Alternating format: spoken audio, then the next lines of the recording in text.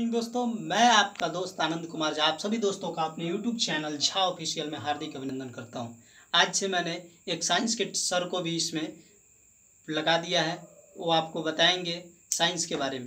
Five to competitive level के science को पढ़ाएंगे। मैं तो मैथ बताता ही हूँ, मैं आऊँगा, हमेशा आते रहूँगा। और अब आ रहे हैं अरविंद जी, और वो बताएंगे आपको साइंस के बारे में। साइंस का आज उनका मेन टॉपिक है फिजिक्स, और फिजिक्स में बताएंगे आपको टॉपिक लाइट के बारे में।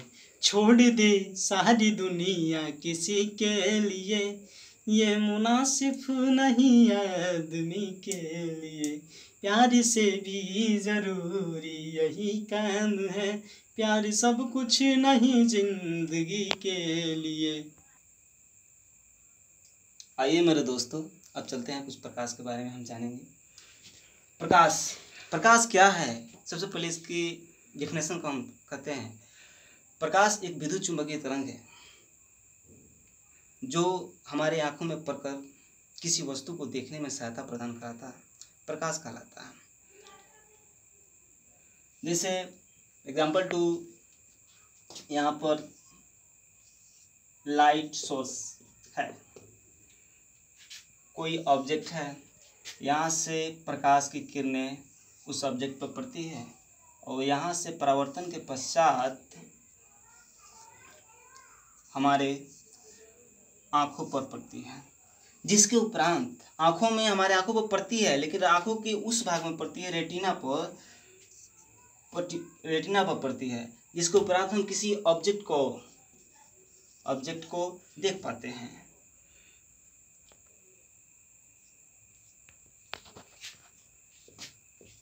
ये प्रकाश पड़ी हमारे आंखों पर, आई, हम उस वस्तु को देख लिए।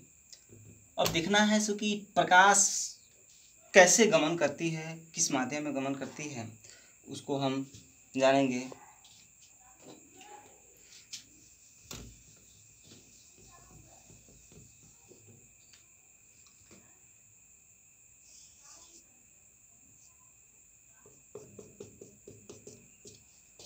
प्रकाश वास्तव में एक सीधी रेखा में गमन करती है।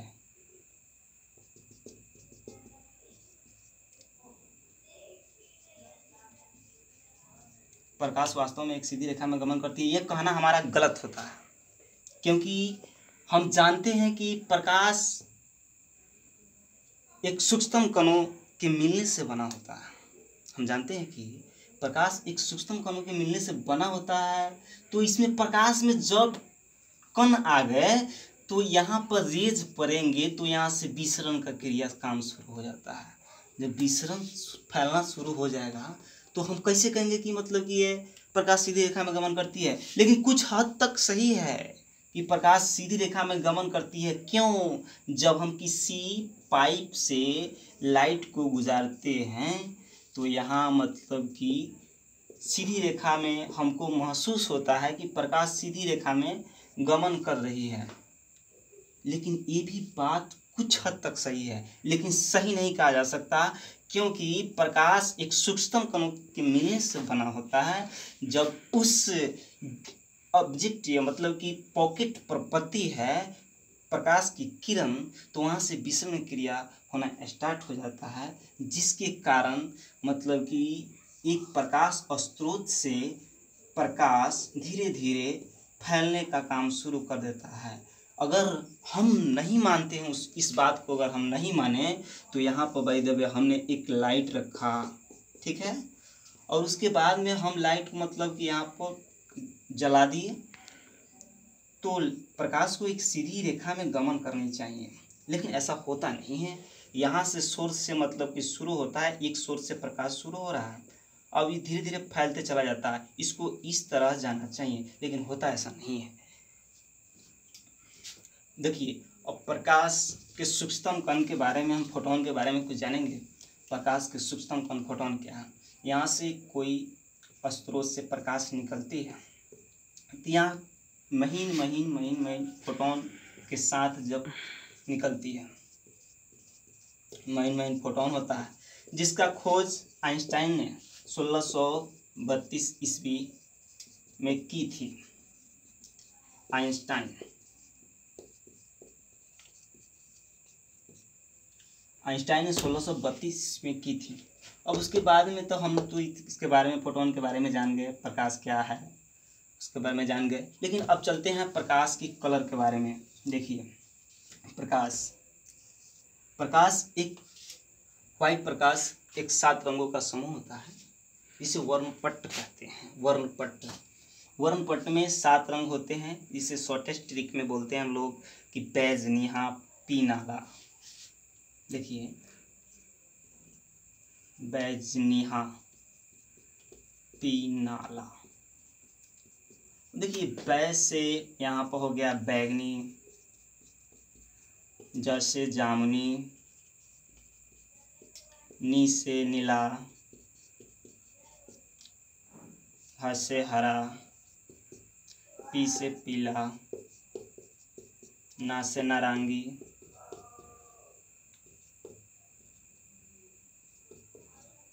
ला से लाल। देखिए इसमें बहुत सारे लोग को कन्फ्यूजन होता है कि इसमें मिडिल कलर कौन है, लेकिन सबको ही मतलब कि यहाँ से 3 छांट लेगा, फिर यहाँ से 3 छांट लेगा, उसके बाद में इसमें हरा को बोल देता है। लेकिन यह वास्तविक नहीं है, यह गलत है। तरंगधर्ज के अनुसार यह गलत हो जाता है कि हरा है, हरा नहीं होता है। Middle colour of the sunlight yellow, पीला होता है, पीला।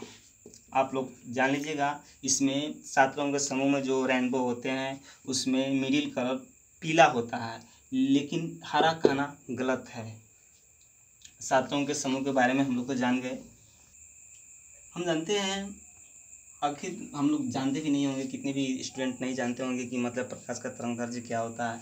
तो प्रकाश का तरंगदैर्घ्य को जान लेना सबसे बड़ी जरूरी है। कॉम्पिटिटिव में बहुत बार क्वेश्चन को पूछा गया है। प्रकाश का तरंगदैर्घ्य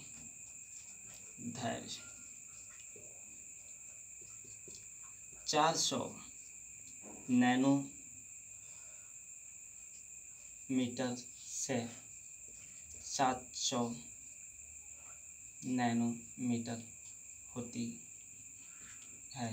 प्रकाश का तरंगदैर्घ्य 400 नैनोमीटर से 700 नैनोमीटर। आप लोग याद कर लीजिएगा इसको सबसे पहले। अब उसके बाद में हम चलते हैं, प्रकाश में बहुत सारी बात बताएं, लेकिन कम समय में थोड़ा वीडियो हम लोग डाल रहे हैं। उसके बाद में लाइव क्लास में आएंगे, उसके बाद में आपको डीपली में हर कुछ बताएंगे। कुछ इम्पोर्टेंट बातें हैं जो बताना ज़रूरी है। अब उसके बाद में चलेंगे हम रंग के बारे में। प्रकाश में ही रंग होते हैं, जो 7 रंग होते हैं, लेकिन रंग के बारे में हम चलते हैं तो इसमें प्राथमिक रंग, प्राथमिक रंग, प्राथमिक रंग क्या है भाई, हमको नहीं बुझा रहा है। प्राथमिक रंग, सबसे पहले एक ट्रिक है, आप लोग जान लीजिएगा। राम बाबू जी, राम बाबू जी आपके गांव में कोई ना कोई व्यक्ति होंगे, उसके नाम पर याद कीजिएगा। इसमें राइट से लीजिएगा, राम बाबू जी। तो आर से क्या होगा रेड, बी से ब्लू, जी से ग्रीन। तो ये प्राथमिक रंग, यही 3 रंग है सो कि मतलब कि प्राथमिक रंग उसे कहते हैं। उसके बाद में द्वितीयक रंग आ जाता है। द्वितीय रंग यहाँ पर कौन कौन रंग है भाई, देखिए इसको कंस्ट्रक्शन थोड़ा भी करना जरूरी है। क्यों कि जब यहाँ पर रेड और ग्रीन को मिलाया जाता है तो यहाँ पर कौन रंग बनता है, पीला।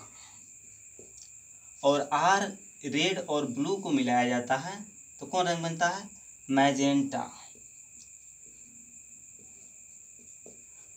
ग्रीन और ब्लू को मिलाया जाता है तो पीकॉक नीला,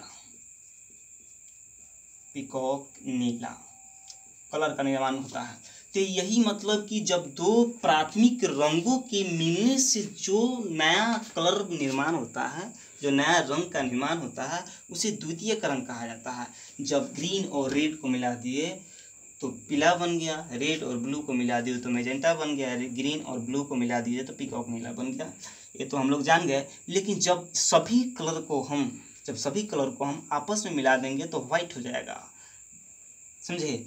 अब और उसके बाद में देखिए द्वितीयक रंग यहाँ लिखना पड़ेगा, द्वितीयक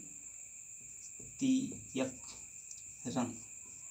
देखिए यहाँ पर A to Z कलर को अगर आपस में मिला दिया, रेड ब्लू ग्रीन आपस में मिला दिया जाए तो यहाँ पर व्हाइट बनेगा, व्हाइट। वाइट, मिडिल में वाइट कलर बन जाएगा। और उसके बाद में देखिए आप प्राथमिक रंग और द्वितीयक रंग को आपस में जब मिलाएंगे, प्राथमिक रंग और द्वितीयक रंग को आपस में मिलाएंगे तब पर भी वाइट कलर का निर्माण होता है। अब देखिए जब कोई वस्तु पर प्रकाश पड़ती है तो जिस नेचर का वस्तु होता है उस नेचर के प्रकाश को वह रिफ्लेक्शन करता है, प्रवर्तित करता है। तो रंग हमने तो मतलब कि यह प्राथमिक रंग और द्वितीयक रंग के बारे में जान गए, लेकिन कुछ ऐसे भी रंग होते हैं जो होते नहीं लेकिन माना जाता है, जैसे काला रंग।